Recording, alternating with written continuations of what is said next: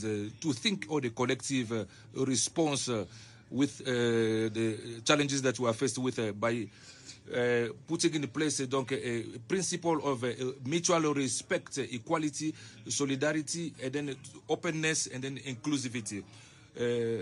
As opposed to what others can think, I consider that the coalition with BRICS it's a way to fast-track the common project and then to expand the circle of friends and also members. Though this coalition is there to create an order in diversity in order to face world challenges of the moment. Burundi is subscribing to the main conclusions that came out on sectorial meetings aiming in the promotion of a South-South cooperation, the reinforcement of mutual partnership with Africa in a multipolar world, also in the area of a free trade area. So the enlargement of multilateralism to stimulate the reforms in governance and in world institutions. Excellence, and ladies and gentlemen, Burundi has the conviction that its independence can only be effective without a real economic independence. That's the reason why, on the basis of opportunities that Burundi is offering, so we have set ourselves a new vision to make Burundi an emerging country for the horizon 2040 and then a developed country to the 2060 horizon. This vision is opposed on the commitment of the Burundian government to develop and diversify the national economy, and then that is stimulating the production in order to increase exports. To achieve that, Burundi would like to link a new partnership and then reinforce a partnership, and that is mutually beneficial with members and then friends of the BRICS in order to improve our performance. In the mining sector, the Burundi is still not exploited. That the reason it's one of the sectors that is promising, on which Burundi is counting to improve its economy. Technology and then manufacturing industry remain big challenges in my country, even though we have a large labor force in the country. I'd like to say the government of Burundi is ready to cooperate with serious partners who would wish to support development efforts and then invest in Burundi. To fast-track socio-economic development in Burundi, we are hoping in a fructuous collaboration with the new development bank in order to increase the production of energy, development of infrastructure, digital economy, and then the exploitation of mineral resources.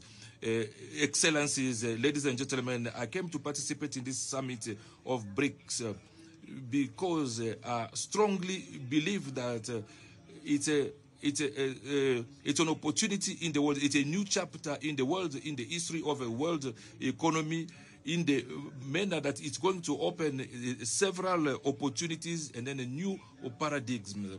There's a lot to be said in such circumstances, but allow me to mention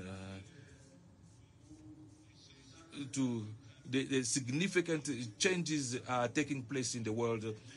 So my country is on the side of those who are calling for new reforms of the world governance, in particular in decision-making institutions such as the United Nations Security Council. So we are hoping that the voice of member and friend of BRICS will be finally heard.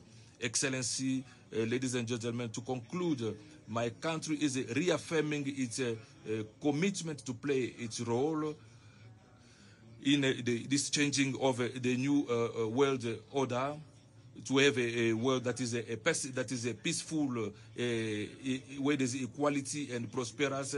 So we are also reiterating our thanks to all members of BRICS for the invitation that they've extended to us to come and participate. So we are hoping that the conclusions of these meetings would be beneficial for BRICS and then also the world. I thank you for your attention. Thank you.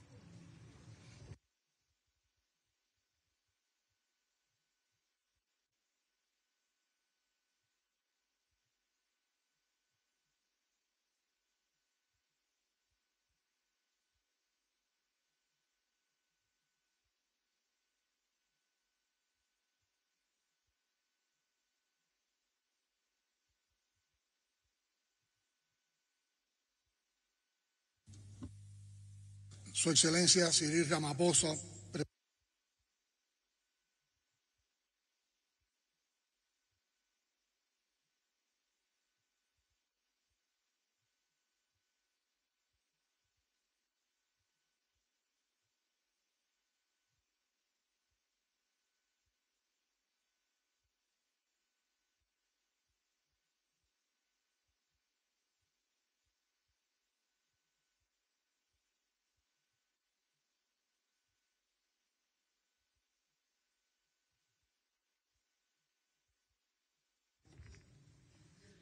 We also greatly appreciate the fact that this meeting is taking place in Africa, the cradle of a part of our ancestors, which fundamentally nourishes the very essence of the Cuban identity.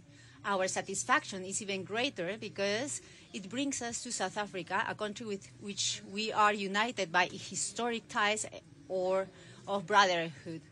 Nearly 400,000 compatriots contributed to the struggle against apartheid in African lands. 2,289 of our internationalist combatants fell heroically, writing with their sacrifice one of the most beautiful pages in the history of solidarity among people.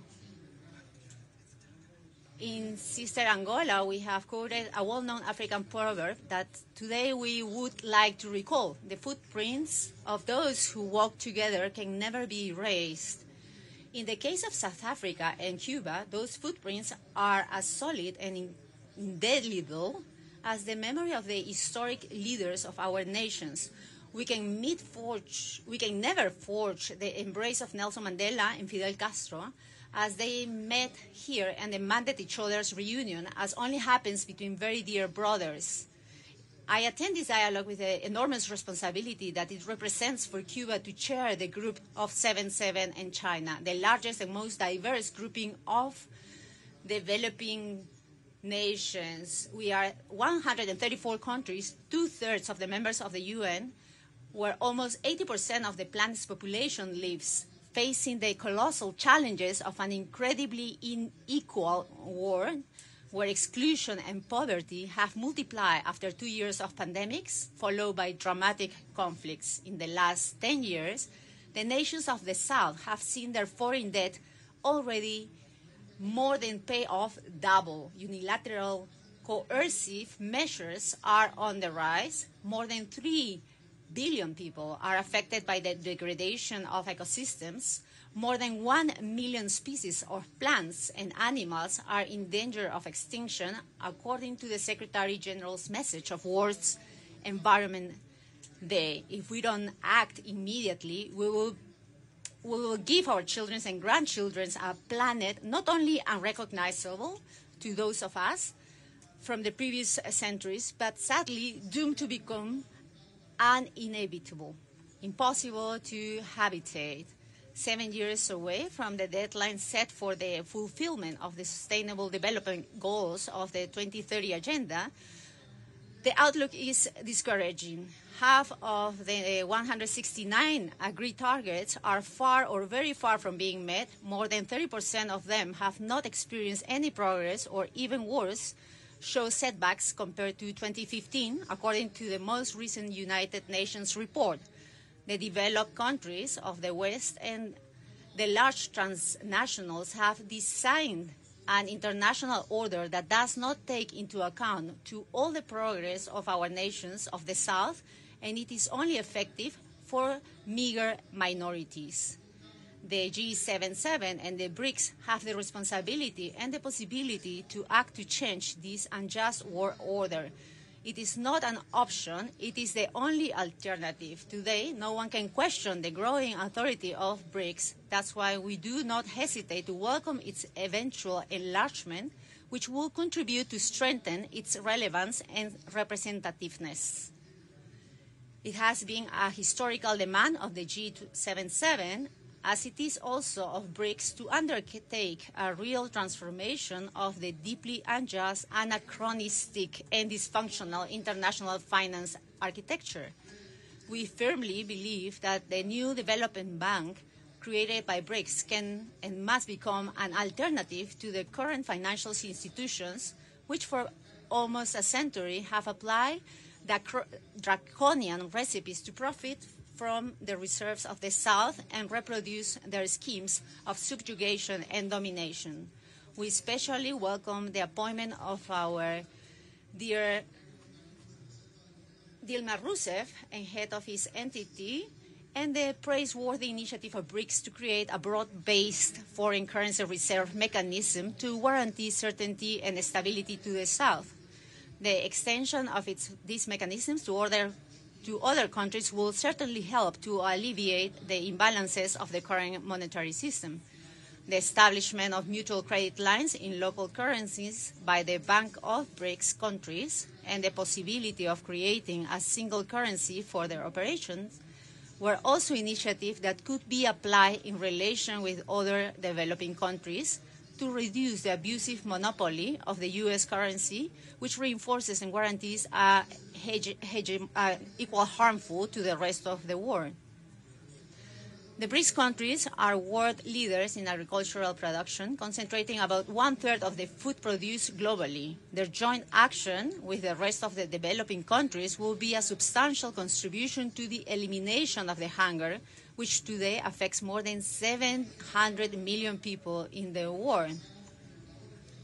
On climate change, we emphasize the strategic value of effective coordination between the BRICS and G77 to safeguard the principle of common but differentiated responsibilities in the implementation of the Framework Convention and the Paris Agreement.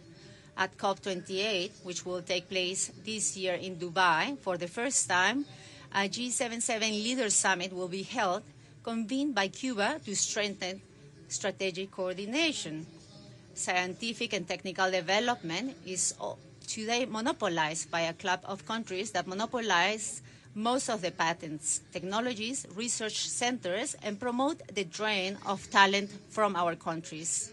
The G77 and BRICS must and can do more to change that situation, and in that spirit, Cuba has convened a summit of heads of state and government of the Group of 77 and China on science, technology, and innovation as a premise for development, to be held on September 15th in Havana. We welcome you there.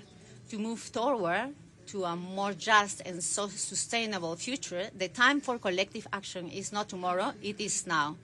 We firmly believe in the power of unity and diversity, and that it is time to act together in defense of historical grievances that, because they have not been addressed in time, have multiplied the problems facing our nations today.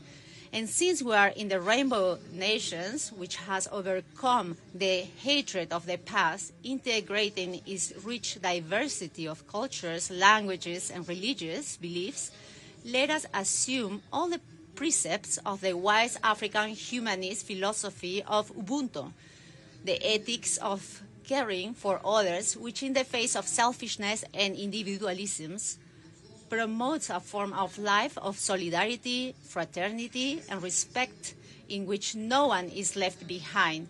The G77 and the BRICS have the opportunity to generate a historic transformation. For the sake of the future generations, let's do so. Thank you very much. President Canal, I now have the honor to call upon His Excellency Ismail Omar Guelleh, the President of the Republic of Djibouti and Chair of the Intergovernmental Authority on Development, IGAD.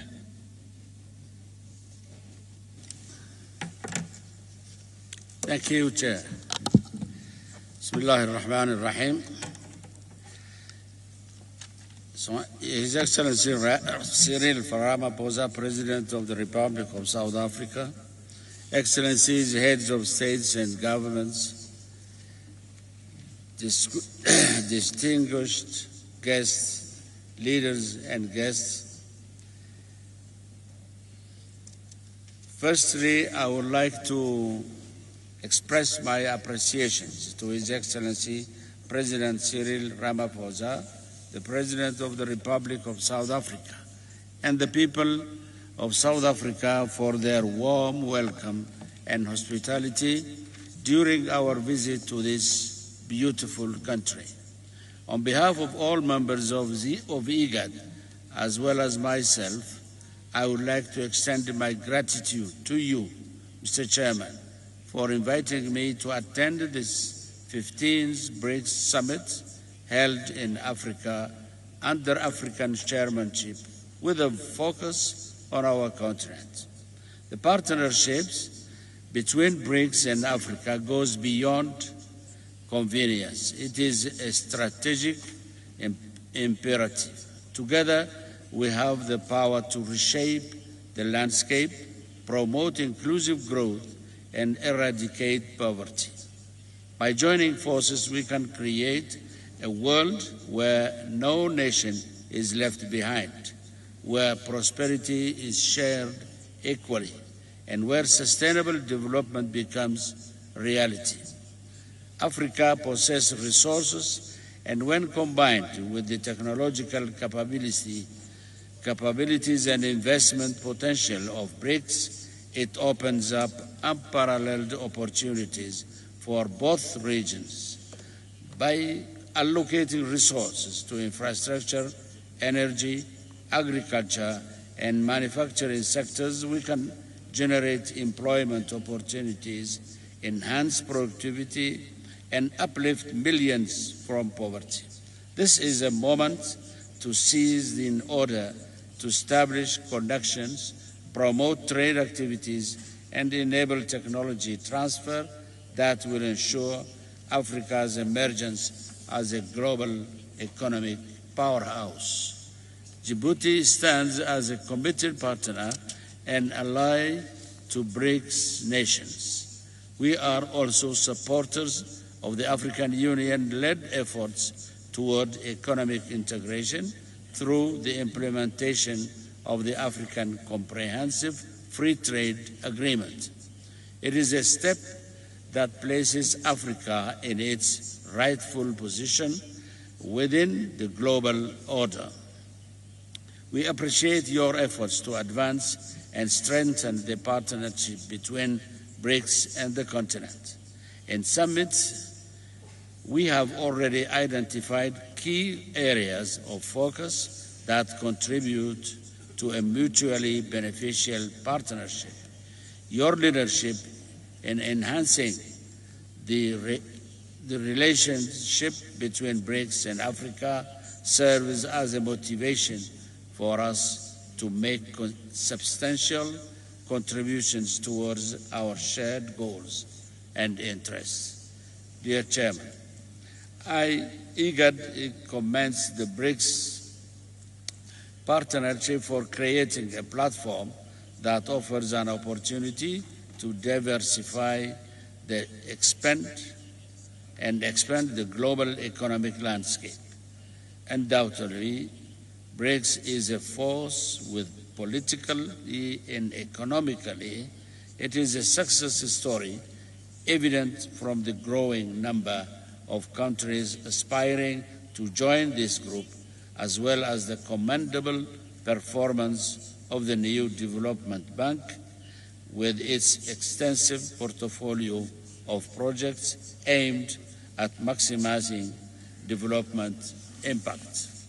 I am delighted to announce that IGAD fully aligns with and supports the priorities outlined by the BRICS Chair for 2023. Specifically, Africa and IGAD aim to mobilize investment in order to develop infrastructure that connects parts of our the world today. We recall the Bandung Conference of 1955, when Asian and African nations demanded a greater voice for the developing countries in world affairs. The conference called for the recognition of the equality of all nations, both large and small. We still share that common vision of a fair and a just world.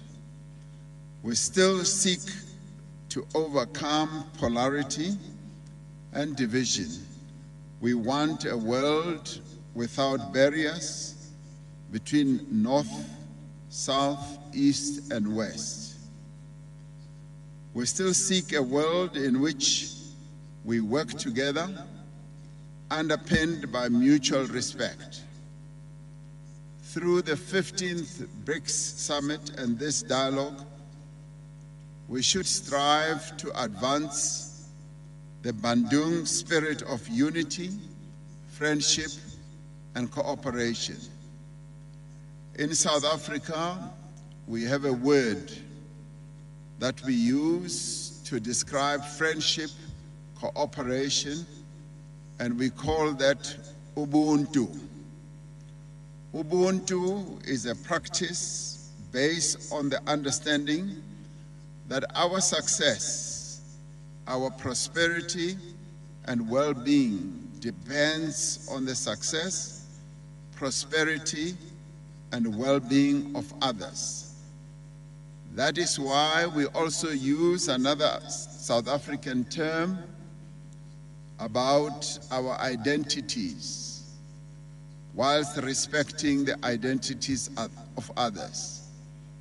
We often say, I am because you are.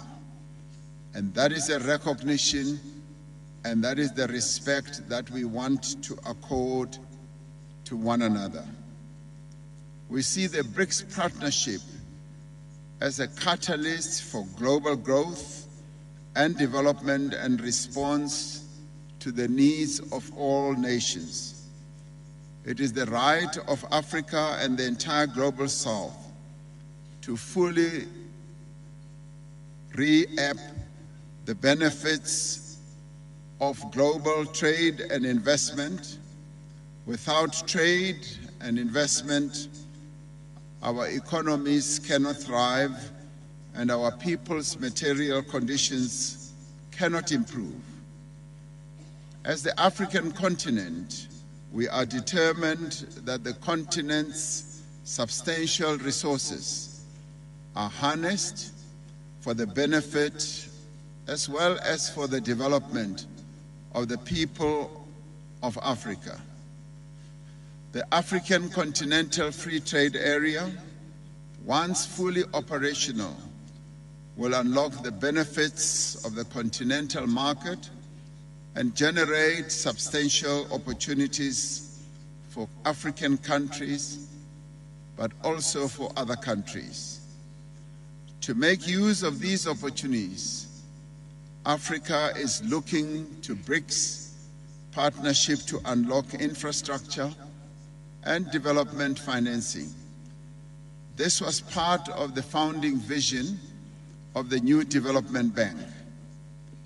This bank is playing a leading role in efforts to increase the resilience of the global South and to bring fairness to the global trading system, the financial system, and to strengthen BRICS currencies. We have to reform global economic, financial, and political, as well as the multilateral trading system, so that we can create a conducive environment for fair trade. While many countries of the global South are seeking significant progress in industrialization, in technological development, in innovation, and the digital economy, they are not fully reaping the economic benefits of their efforts. by working together, by sharing skills and capabilities, by mobilizing resources, we will be able to give renewed impetus to the global growth and sustainable development. We need to move beyond expressions of solidarity towards inclusion, mutually beneficial economic cooperation as well. We trust that this dialogue that is being attended by some 65 countries will provide leadership, vision, and hope as we strive together for a better Africa and for a better world. It is for this reason that I welcome you all warmly, and I welcome you all on behalf of the BRICS leaders who have just issued their declaration, which outlines a number of important aspects. The BRICS leaders have also taken a decision to expand the BRICS membership, and that announcement having been made, we welcome those new members, but at the same time, that is the first phase, and other phases will follow, and we welcome various other countries in the partnership of the BRICS countries. So thank you very much, and thank you for being here. I thank you.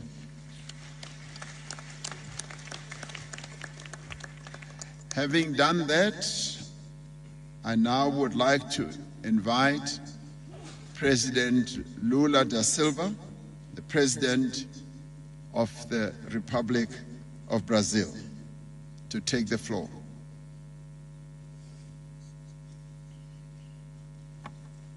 Obrigado, Presidente Ramaphosa. Obrigado, companheiros presidentes dos países que compõem os BRICS.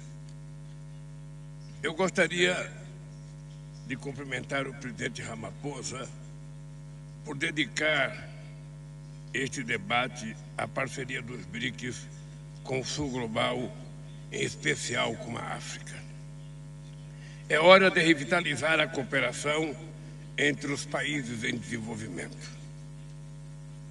Vemos hoje o surgimento de novos desafios que se somam aos problemas de longa data. Fomos atingidos por uma pandemia, por novos conflitos e por uma grave emergência climática, no momento em que trabalhávamos pela implementação dos Objetivos de Desenvolvimento Sustentável. Quando adotada a Agenda 2030, traçava rota para um futuro melhor. Hoje, metade das metas está atrasada e houve estagnação ou retrocesso em quase um terço das metas. A insegurança alimentar regrediu para os patamares de 2005. A democracia, em vários lugares, se vê ameaçada pelo extremismo ou corroída pela xenofobia. Estamos, mais uma vez na história, sob o risco de uma guerra nuclear. O mundo andou para trás. Muitas das respostas que buscamos para construir um mundo mais equitativo estão na África.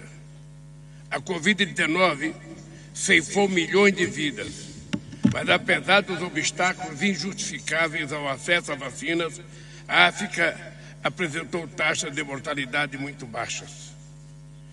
Enquanto preocupações de segurança limitam cada vez mais o compartilhamento de tecnologias, a União Africana lança estratégias de transformação digital e centenas de startups e centros de inovação surgem na África.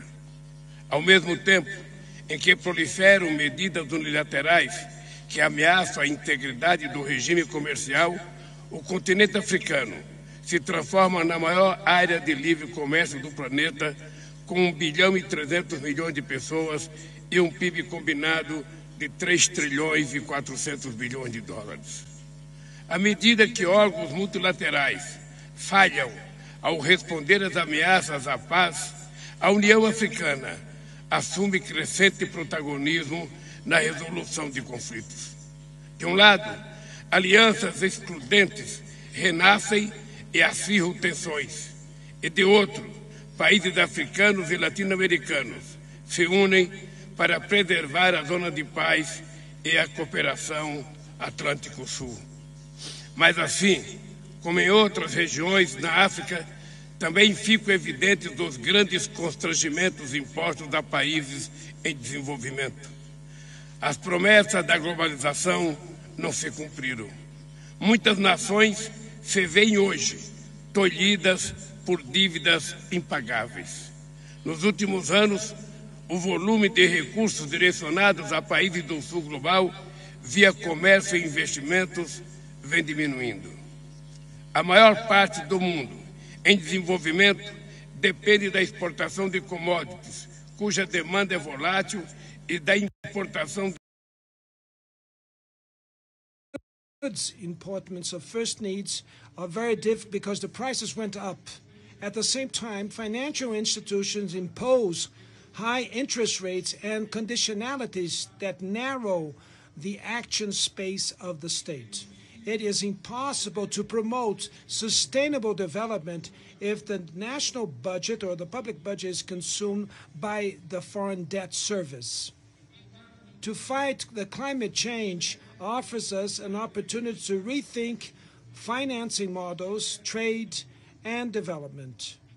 The energy transition cannot bring back again the exploitation relationship of the colonial past. We need solutions that diversify and add value to the production of the developing countries. The most evident signal that the planet is becoming a place with more inequality is the growth of hunger and poverty. And this is unacceptable. Although its magnitude, these problems are not treated with the urgency that they deserve. The emissions of the 1% richest part of the world population are 100 times higher than the 50% poorest. As the Kenyan environmentalist Wangari Maathai, winner of the Nobel Peace Prize, we quote, "We would like to put the blame on the poor for the destruction of the environment, but frequently the powerful ones, including the governments, are the true responsible." End of quote. We have sustainable forms to enhance the agricultural output, create income, and offer social protection. And this was what we discussed in the Amazon Summit meeting in the city of Belém in Brazil, in the Amazon region. And this is what we want to discuss with the other countries that have tropical basins like Congo and the Borno-Mekong. Brazil will take over the chair of the G20 in December, and we want to put back the inequality reduction as the core of the international agenda, to reduce inequalities. We cannot do that without greater representation from Africa. So that's why we advocate the entrance of the African Union as member of the G20. Now, with my trip to South Africa, and then I will follow to Angola and to São Tomé and Príncipe, I intend to open a new cooperation agenda between Brazil and Africa. Let's go back to our universal vocation and rebuild our historical ties with the developing countries. Prosperity is only full when it is shared.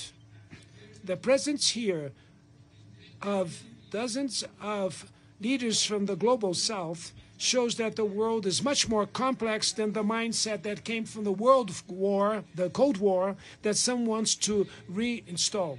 And instead of following the rationale of competition that imposes automatic alignments and that will foster mistrust, we have to strengthen our collaboration within the Global South. The world with welfare and well-being for all is only possible if we have an international order that will be more inclusive and more solidarity. Thank you very much.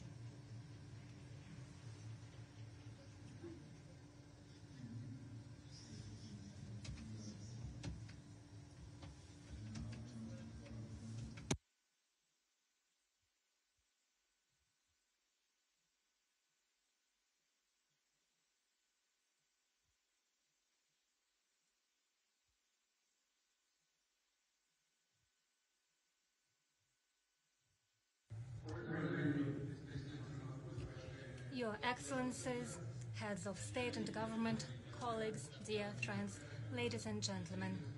At the outset, I would like to express my gratitude for the South African chairship for the arrangement of this representative summit of the BRICS Plus outreach. This format of communication is of utmost importance.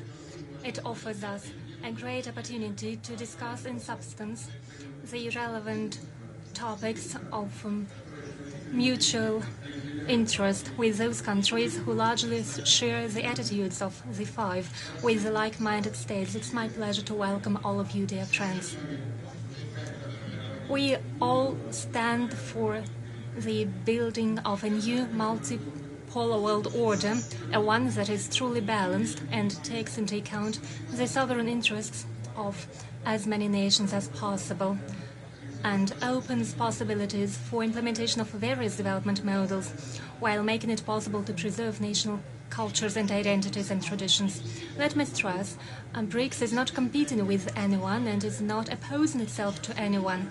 But it's also obvious that this objective process, the process of emerging of a new world order, still has fierce opponents who try to slow down this process, to contain the emergence of new independent centers of development in the world.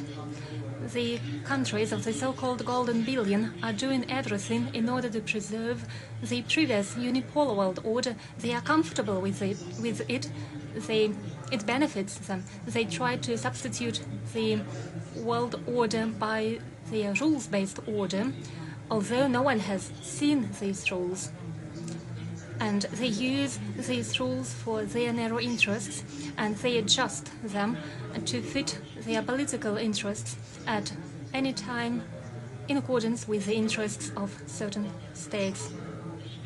In effect, it is the same colonialism in a new package. By the way, it doesn't look so good, and modern-day colonizators, under the guise of benign mottos of human rights and so on, try to resolve their problems at someone else's extent by pumping out resources of other countries. The president of Brazil mentioned the debt burden of developing countries. Well, of course, on the one hand, they pump out huge volumes of resources, and on the other hand, they create a sort of credit relations that paying these loans off is almost impossible, and it looks not like loans but as contributions. The world order is threatened by the radical neoliberalism imposed by some countries that is aimed at eliminating traditional values that matter for all of us. I'm talking about the value of family, respect for national and religious traditions. They try to do so to serve their own interests, and some countries even justify extremism, xenophobia, and connive with terrorists. The global majority, represented by countries present here, is getting increasingly tired of all sorts of pressure or manipulations. But it is ready for equal and mutually respectful cooperation. That is the attitude taken by the BRICS countries. That's how we treat the development of multifaceted relations with many countries present here and other interested countries. on the regional and global basis, including such regional structures as CIS, Shanghai Cooperation Organization, Caribbean countries, the Gulf countries. Bearing in mind that most African countries participate in today's event, today BRICS focus is on Africa. And we in Russia can only welcome it. We believe it is right, especially so as it is the Republic of South Africa that holds the chairship. Many dear friends, we met with many of you quite recently in St. Petersburg at the second Russia-Africa summit, where we held constructive discussions. In St. Petersburg, we reaffirmed that Russia and Africa have ever stronger friendly ties and mutually beneficial relations. The foundation for these relations was laid in the times when the African continent was struggling for its independence. We value that African countries have a friendly attitude to the Russian country, and in its turn, Russia is interested in further deepening its multifaceted ties with the African continent. We will actively promote these ties, translate them in practical cooperation in various fields. Our particular focus lies on providing African countries and the world market with grain and fertilizers. We have all opportunities to make our contribution to the global efforts to resolve the hunger problem and not to allow the food crisis. So we can only welcome that for the second year in a row we have record crop yields. And as I already mentioned, in the coming months, as a priority assistance project, we'll allocate 25 to 50 tons of grain to African countries, and we'll ship it free of charge. That's what we mentioned in St. Petersburg. Right now we are concluding negotiations with our African countries on these issues. We are doing so despite the obstacles created by others, in particular illegitimate sanctions imposed against our exports that complicate insurance and settlement processes. Our African friends can rest assured that Russia will always remain a reliable food supply and will continue to support the countries most in need. Russia takes a responsible attitude to its obligations in terms of energy exports. Largely, these exports are oriented on the emerging markets. Russian raw materials and fuels make it possible for the friendly countries, including African countries, to contain price rises and enhance agricultural and industrial production, thus strengthening their energy security and economic resilience. According to some estimates, by 2050, world's population will rise by 1.7 billion people, and the energy supply will rise by 22%. So it's obvious that for the foreseeable future, there is no alternative to coal or hydrocarbons, meaning that the energy transition that is necessary, the energy transition to low-emission economy, should take place in a gradual and balanced manner. It should be well calculated, taking into account national peculiarities and possibilities of the respective countries. By the way, some countries are already facing the effects of the efforts of the mistakes they committed when planning this energy transition, and problem is exacerbating. We see a solution in effective use of all energy resources while implementing clean technologies,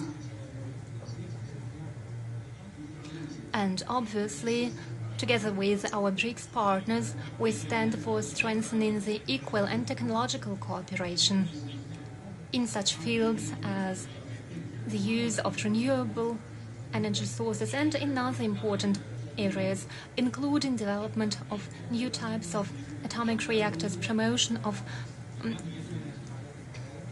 hydrogen technologies, and so on. By the way, in these fields, Africa is our priority partner. Currently, in different fields, we are working on about 30 projects with participation of Russia. In 16 states, we are operating in a very active manner. In Egypt, for example, Rosatom is working on construction of Daba, a nuclear power plant, and the total capacity of our energy projects amounts to 3.7 gigawatt. Over the past 2 years, there has been an increase by 2.6% of the exports of Russian raw materials, petrol products, and liquefied natural gas.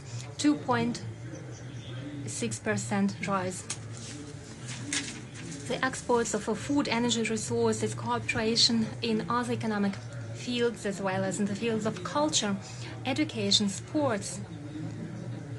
All of these applies not only to Africa, but also to other regions, and naturally to the countries invited for the BRICS